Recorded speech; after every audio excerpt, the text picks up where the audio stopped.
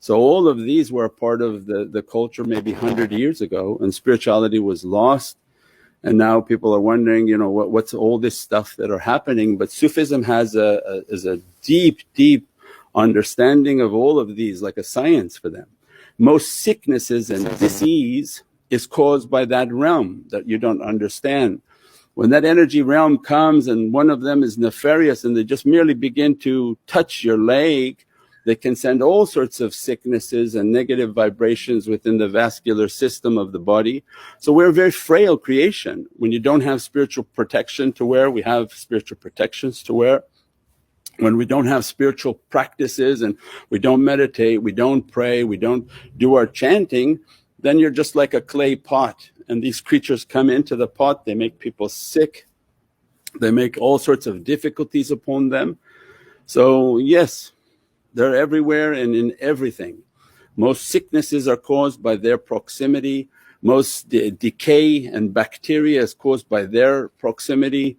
And the difficulties that are facing humanity has been taught by the Prophet of Islam that when pandemics come, it's the attack of the shayateen of the jinn, that when they come too much into the human arena and want to become too close to humans, their nature, these nefarious ones, their nature is very dirty.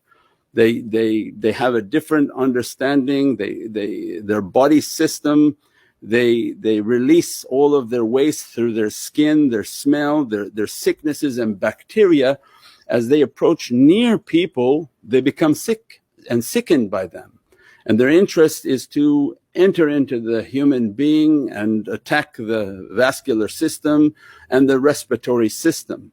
And that also we saw in Lord of the Rings. The fight is for the tree. If you remember the kingdom, the good kingdom where the king was sleeping and there was a tree that was burning, it's the bronchial tree and the respiratory system of humanity, because it represents a great reality within the divine.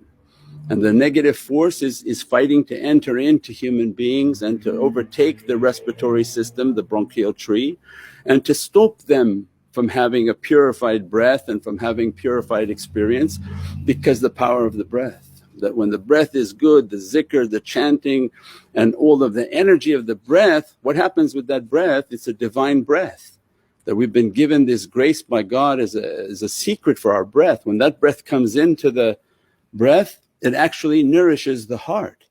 And then when it pumps with the zikr onto the heart and goes out to the lungs and the blood becomes purified and dresses all the 11 organs, you can see then the importance of the breath. And that's why all spiritual paths are based on the breath and the reality of the breath and how to sort of master the breath. All that been lost.